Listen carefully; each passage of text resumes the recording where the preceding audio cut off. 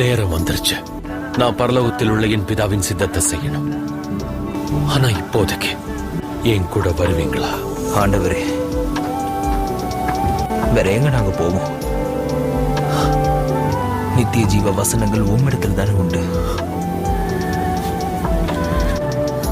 இந்த வாரம் நடக்கிற விஷயம் எதுவா இருந்தாலும், நீங்க எதை பார்த்தாலும், உணர்ந்தாலும், நினைச்சாலும் இல்ல செஞ்சாலும், இந்த உலகத்துல உங்க எல்லாரையும் ஏன் சொந்தமா நான் நேசிச்சேன்னு நீங்க தெரிஞ்சுக்கணும்.